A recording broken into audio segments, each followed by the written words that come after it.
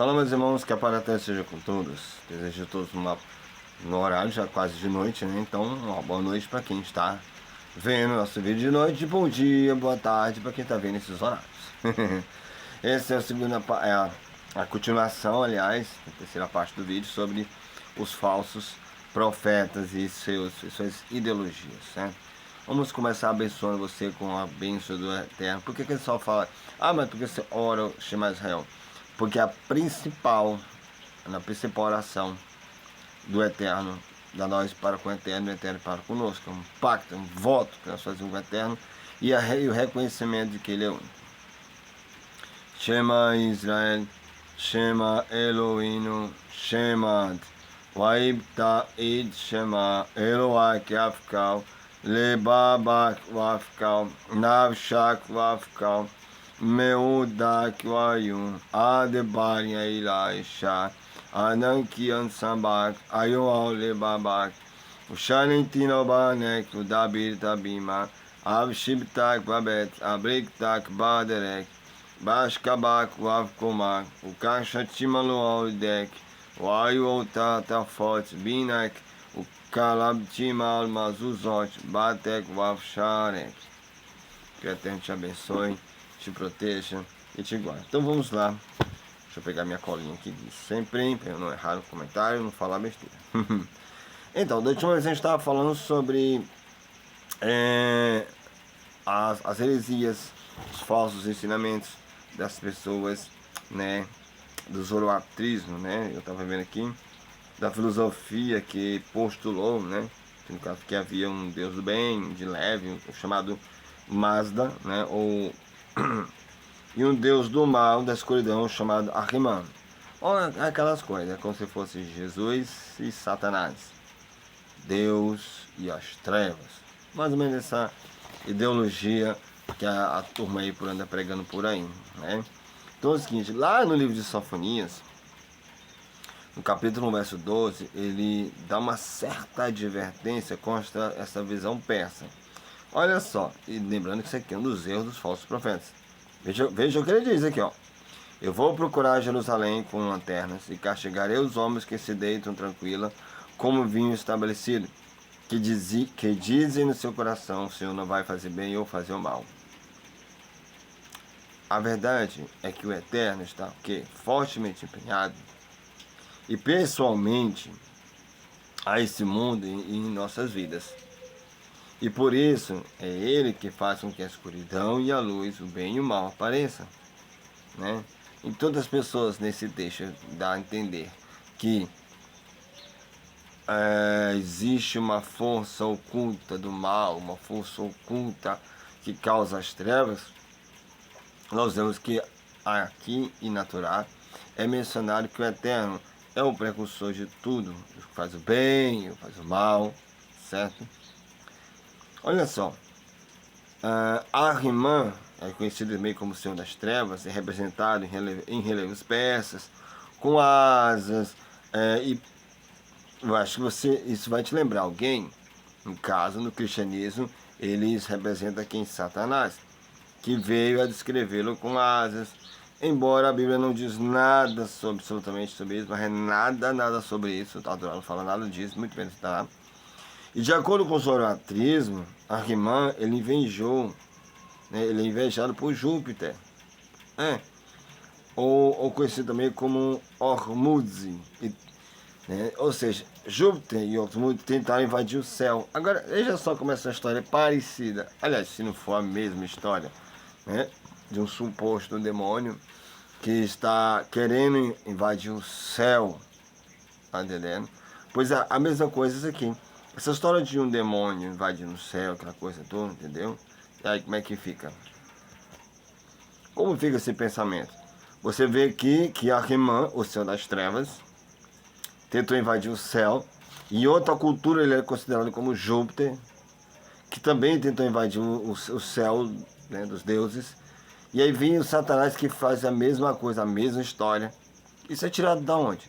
Você, como eu já falei no último vídeo, você acha que a sua religião é nova?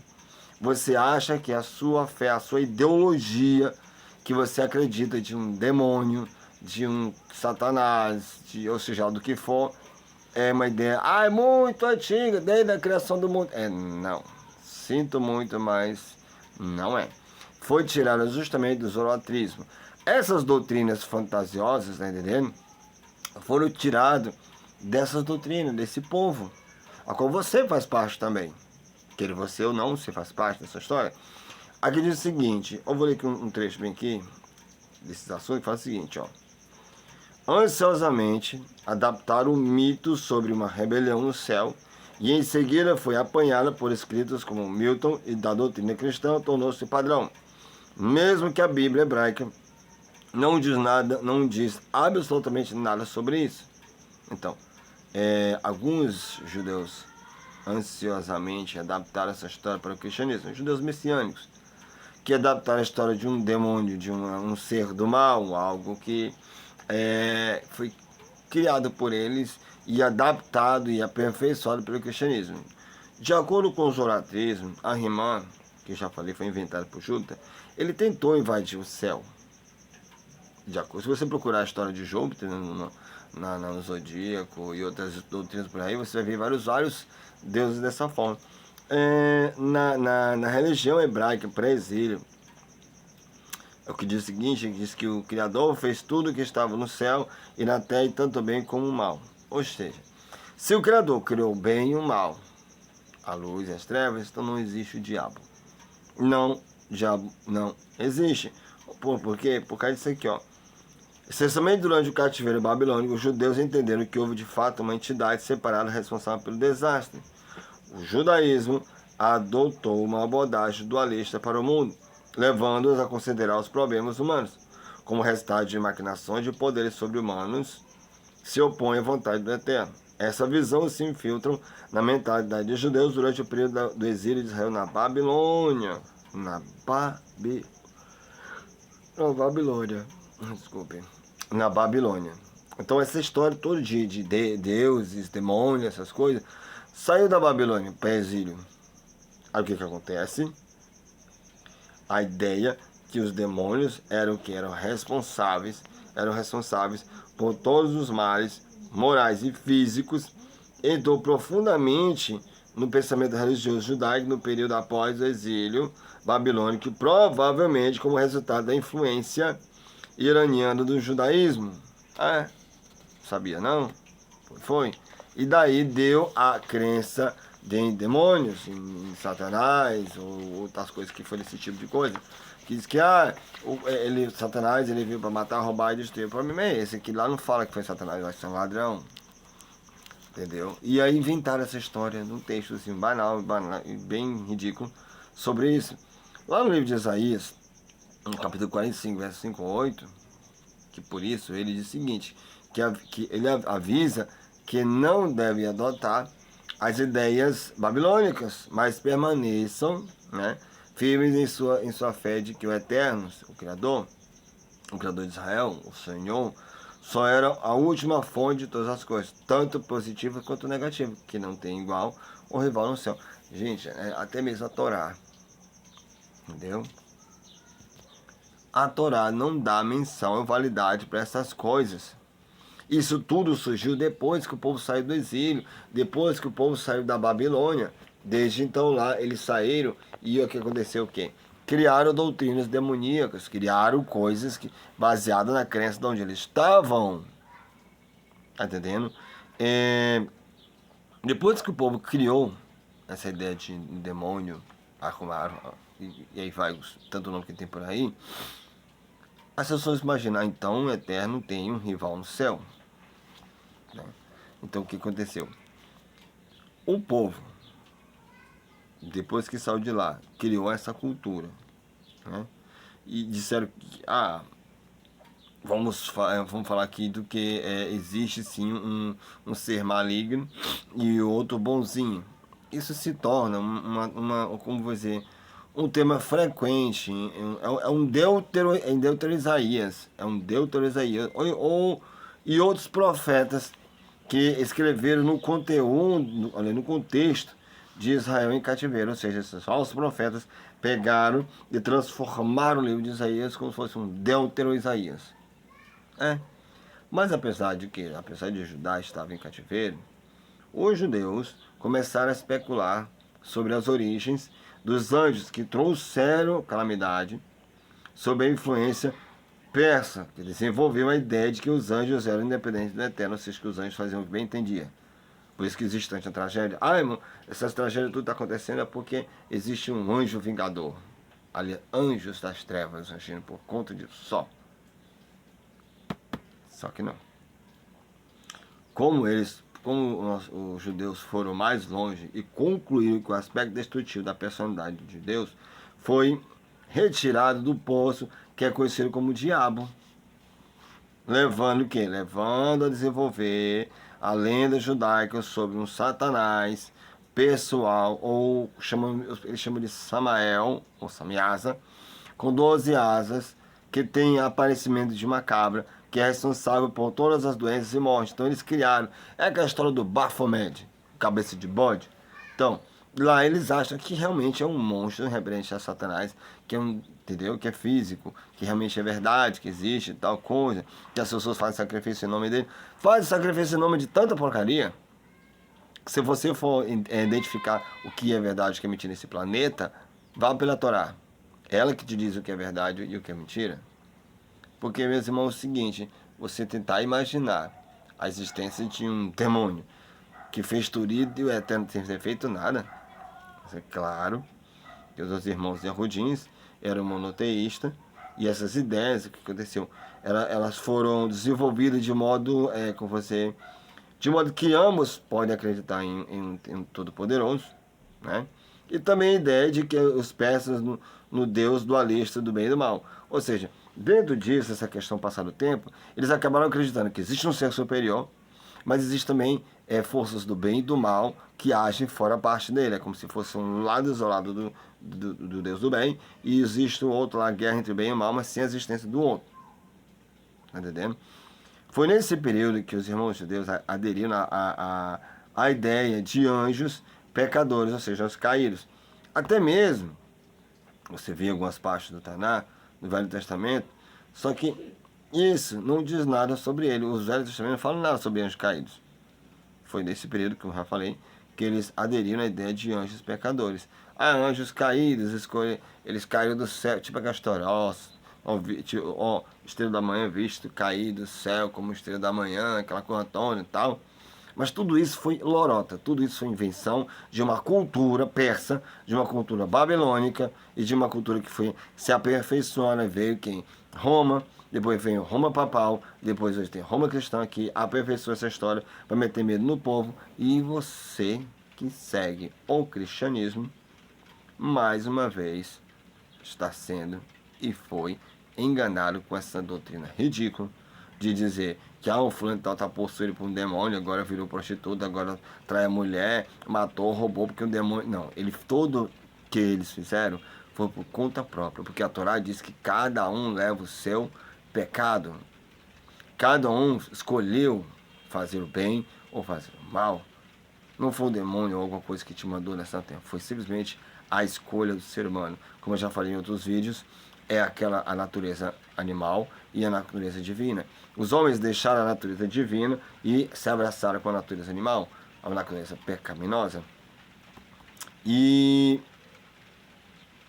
como vou dizer, eles não querem comprometer, seu monoteísmo, dizendo que ele tinha mais de um Deus. Por isso instituiu um Deus do mal, como um pecador anjo muito poderoso. Ah, tem um anjo muito poderoso por aí que faz essas coisas, meu Deus, e agora? Daí o cristianismo aterroriza mais as pessoas dizendo que existe um demônio para fins lucrativos também. E esse falso ensino, ele foi o quê? Ele foi recolhido pelos primeiros cristãos. Foi abraçado pelos primeiros cristãos que eram também ansiosos para o quê? Para acomodar as ideias pagãs sobre o mal ao seu redor. Ou seja, os primeiros cristãos, eles adquiriram isso aqui para arranjar como desculpa tudo que fizeram. Se o cara adulterava, um demônio. Se o cara matou, foi possível com um demônio. Se o cara é pedófilo... Você está me entendendo a ideia? Então, os primeiros cristãos pegaram essa ideia que já havia muito antiga, da idolatria de outros deuses, um Deus do bem, um Deus do mal, e aí para fazer isso como se fosse uma coisa real. Só que a Torá não diz nada disso. E nem mesmo o Taná também não diz isso, mas a ideologia que eles pregaram sobre a questão de Esdras, que colocou essa história na cabeça das pessoas, foram piorando ao passar do tempo, entendeu? O Antigo Testamento, e de fato, juntamente com o Novo Testamento, ele personifica o mal e o pecado. Por quê? Porque você vê nos dois livros erros discrepantes, principalmente da questão do cristianismo, que adapta a existência de uma trindade, também de um demônio. Tá entendendo? No entanto, como eu vou dizer, Edersheim, ele fornece razão para acreditar que como o judaísmo rabínico desenvolvido durante o exílio babilônico, que deu essa personificação do mal em escritos judaicos, se espalhou a tal ponto que se falava do pecado e seres malignos como independentes. Ou seja, eles falavam que existiam esses seres que não dependiam de ninguém, que simplesmente apareceram e aí se deu sua forma e cada um faz o que bem entender para prejudicar a vida do ser humano. Essa é a ideia, né, que as pessoas têm do zoroatrismo. O zoroatrismo criou essas doutrinas. E aí o pessoal só aperfeiçoou a partir do tempo para aterrorizar a vida sua, que acredita nesse monte de tolice. Ou seja, é claro, podemos entender por isso que aconteceu para reduzir a distância entre o judaísmo e as crenças babilônicas sobre estes seres ao seu redor, fizeram essa bala de gato todinho. Então, vou dizer, Edersheim mostra como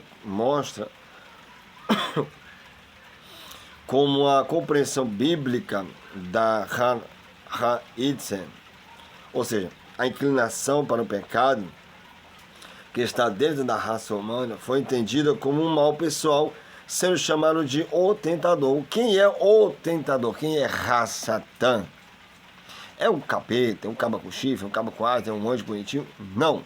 Ra-Satã é o mal interior dentro da pessoa. É aquela parte animal, aquela parte pecadora, aquela parte que você estimula a fazer o mal. Esse é o Ra-Satã. E não uma pessoa ou algo físico, mas é sim o mal que o ser humano carrega dentro de si. Eu vou ler aqui um texto bem aqui para vocês que diz o seguinte: você precisa entender que os persas foram os primeiros a adotar uma visão dualista do cosmos, isto é, existe um Deus que dá as bênçãos de coisas boas e positivas, e um Deus do mal que traz desastre. Então os persas foram os primeiros a adquirir essa ideia de que um Deus bonzinho, mas existe outro Deus do mal, tá entendendo? Que dá as coisas más, que faz consequências. E aí, no passar do tempo, o cristianismo só piorou a situação. Os egípcios, por exemplo, tinham Osíris como Deus do bem. Ou seja, os nativos por exemplo, os nativos do Peru tem Karnak como um Deus do bem e Supai como um Deus do mal. E os povos antigos escandinavos tiveram Loki, né, como um deus do mal, e Odin, Thor, no caso, Loki e Thor como deus do bem, deus trovão. Ou seja, é um deus do mal que traz desastre e um deus do bem que traz as coisas boas. Você vê na sua religião, tem um deus pai, um deus filho, um deus espírito e um deus demônio, um deus inferior.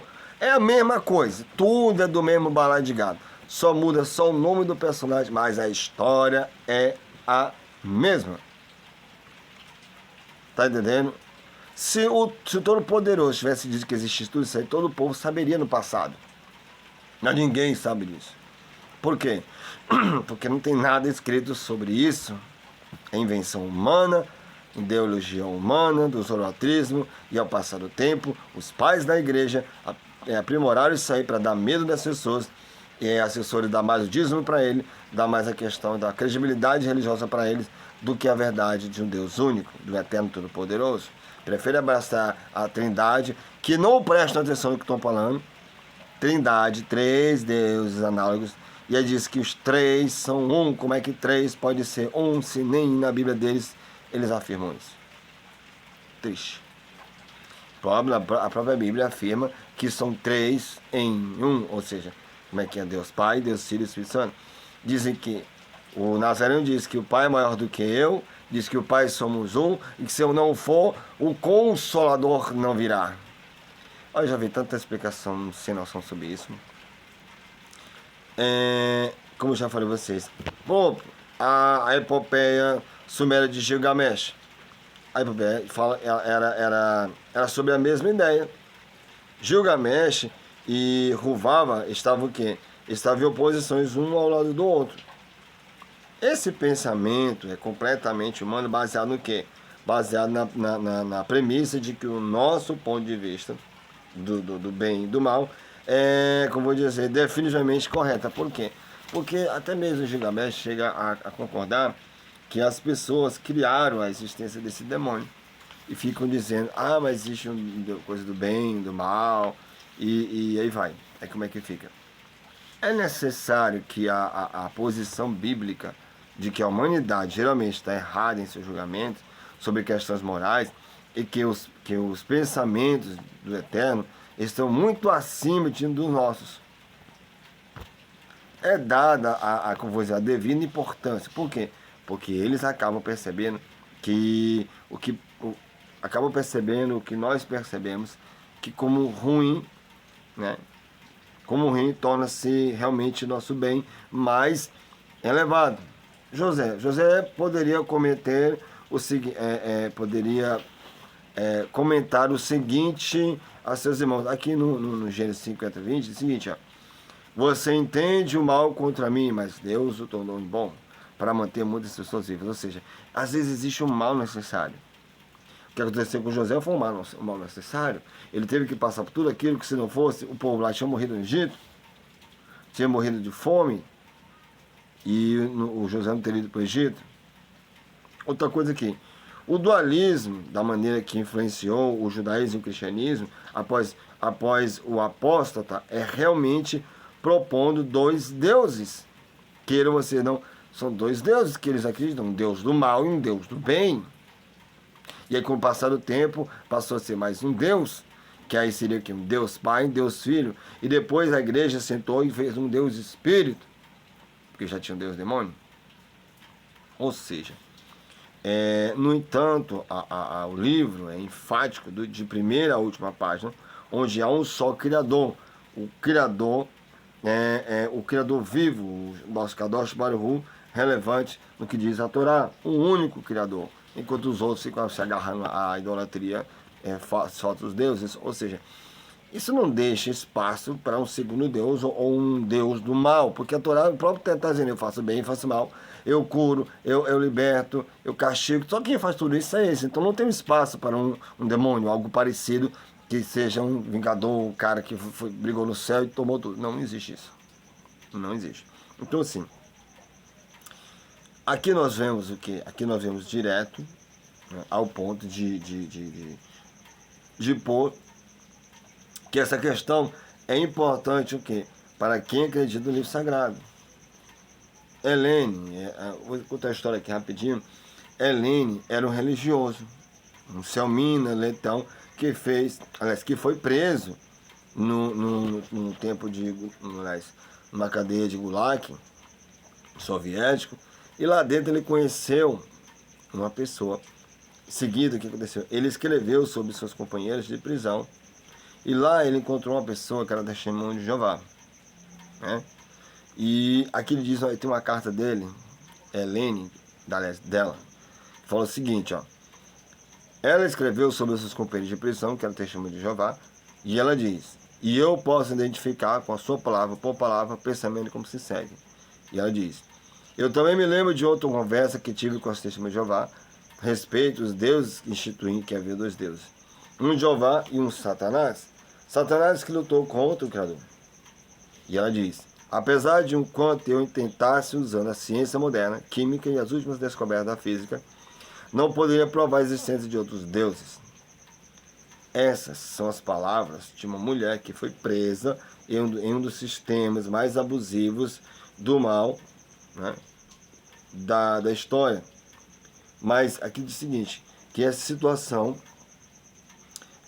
mas essa situação não acreditava na existência de um segundo Deus, mas sim a levou a acreditar mais firmemente do que o único Criador verdadeiro é o único eterno. Ela passou a acreditar mais ainda na existência de um ser superior e não de seres superiores.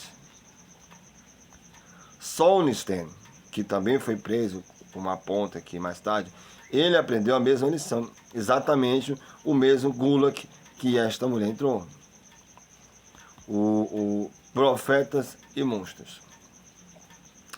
Novamente, irmãs e irmãs queridas, e novamente sobre a questão dos profetas do Antigo Testamento, se refere a mim sobre o monstro do caos e aplica para o quê? Para o Egito ou outros inimigos terrenos do povo do Eterno. Então, naquela época, sobre profetas e monstros, eles falavam sobre Leviatã, sobre várias outras coisas, né? E fantasiavam outras mais para meter medo no povo, o que não é diferente de hoje. As religiões pregam a questão chamamos, se tem um nomezinho que eu esqueci, do levantar do espírito, movimento do espírito, e aquelas pessoas baianas caem no chão quando recebem alguma coisa. Na verdade, tudo isso é hipnose, indução hipnótica. A parapsicologia está cansada de provar que isso não passa de um bando de lorota, que eles conduzem a mente das pessoas a fabricarem aquilo. E se você vê que essas pessoas já estão mais doentes psicologicamente, espiritualmente, e aí se deixa bater por palavras pesadas e por ações já costumeiro de fazer nas suas devidas religiões. Vou ler aqui uma coisa para vocês. Olha o que diz Solzhenitsyn. Ele fala o seguinte: assim a destruição do exército egípcio do Mar Vermelho é descrito em que Raabe, a dragão, é rasgada, perfurada, com suas cabeças esmagadas nas águas, e o chefe de Leviatã também esmagado. São no livro de Salmos 74, 13 e 14, na versão, né, da versão King James. Existem outras referências também que são encontradas em Ezequiel 29, 3, 5, 32, 2 ao 8, 87, 4 e Salmo 3, verso 7, Isaías e Jeremias 46, 7 e 8. Existem esses textos banais aí, ridículos, que passam a ideia de existência de um mal, tal, essas coisas. Tudo isso aí. Por quê? Porque isso aqui, meus irmãos, é muito enfático. E o ponto é que o verdadeiro inimigo do povo do Eterno não é um monstro do caos, mas sim as pessoas e o sistema humano terrestre. Ou seja, quem é o Rassatã contra o Eterno, quem é o inimigo do Eterno, são todas as pessoas que são contra ao povo semítico, ao povo que acredita em um único Eterno. E não deve haver grande alegria no fato de que o Eterno vence novamente. Sabe por quê? Porque é triste você ver muitos irmãos morrerem e se perderem suas almas. Por quê? Porque acreditaram em outras loucuras, que adoraram outras coisas, mas nunca procuraram. Porque sabiam da existência de coisas interessantes, mas não tiveram nem sequer o pudor e a decência de procurar. Prefiro ouvir o que seus mestres dizem do que diz a própria Torá. E tudo isso indica, isso se aplica, né, ao tempo de hoje. Assim Israel muitas vezes lembrada a história e vitória sobre o Egito através do que? Das pragas e o êxodo. Por quê? Porque era o que pensar, em vez de medo sobre o monstro do caos envolvido em batalhas cósmicas. E tudo isso se aplica a nós. A vitória do Eterno sobre os nossos adversários, real e visíveis, tocáveis, que é um motivo para se alegrar, lógico. E nós criamos ser o povo do Eterno, que é a realidade, a última que deve absorver nossa vida, ao invés de ideias, de lendas sobre conflitos cósmicos, sobre demônios que estavam no céu, vieram para a terra e tomaram. Você está entendendo que você é cristão ou já foi cristão, sabe do que eu estou falando? Então, tanto quando diz respeito ao Egito, ainda está ao nosso redor, como, por exemplo, Martin Luther King disse uma vez. Martin Luther King disse uma frase que ele diz o seguinte: ele fala que o Egito simbolizava o mal na forma de uma opressão humilhante. uma exploração e dominação esmagadora dos ímpios. Esse é assim que o Martin Luther King via o mal. Estas realidades são verdadeiro, são o verdadeiro terreno de Hasatan. Ou seja, é o verdadeiro terreno do mal, o adversário com o qual nos deparamos diariamente, ao invés de monstros, anjos e demônios, somos nós seres humanos. O mal que nós provocamos a nós mesmos, o próprio Hasatan, ou seja, o mal que nós provocamos a nós mesmos, não é um anjo, não é um demônio. Como já expliquei, Hasatan é simplesmente o mal que provocamos dentro de nós, porque a palavra Hasatan significa o mal interior, a nossa natureza animal pecaminosa. E eu espero que você tenha gostado dessa parte, porque eu vou passar o último vídeo, da última parte final, sobre esse assunto. Procure os outros vídeos e você vai entender. Que Eterno te abençoe, te guarde e Ele te proteja. Shalom.